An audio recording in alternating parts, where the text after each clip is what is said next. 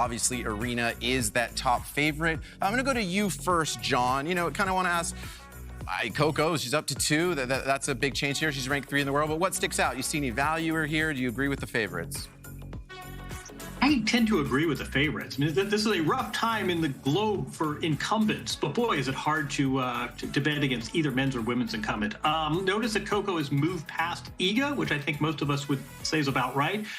Rybakina, a dangerous player, been to the final before, came within a few games of winning the title, but there's a lot going on off the court. I think there's also an injury factor here. How is Naomi? I mean, even Zhang, there have been a number of players who are coming in with some injuries, so we'll see how that plays out. But I think those odds are about right, and I think Sabalenka, how do you not make her the favorite? But I do think Coco is a worthy number 2. And I would just point out that Muchova on the list is always a decent shout. She has such a crafty game, is comfortable on most surfaces, and has made a lot of deep runs in the slams. So I think she's always one to keep an eye on.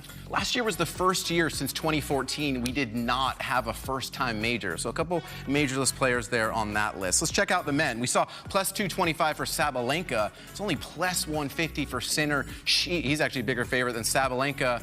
Take us through this list. We got your boy right there, number 7. What do you make of that, John? That is, can I just say, first of all, that's insane. I mean, this kid's great, and he's got a live arm, but I mean, we're talking about best of 5 in heat, 20 years old. I mean, I think that's probably inflated. I think Sinner has to be your favorite as the defending champion, as the guy who won the previous major. Keep in mind, this is the first major he will be playing after we know about this doping appeal. How will that affect him? Alcaraz is going for the career slam, and then boy, there's a guy who's won this event a couple of times who's in at number 3.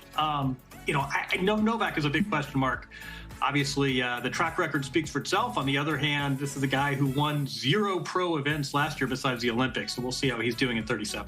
And I'll just point out Taylor Fritz. We've seen his incredible tennis already this season. He's confident now going deep in majors as well. He's confident being in that number 1 American position, and he's looking for that slam.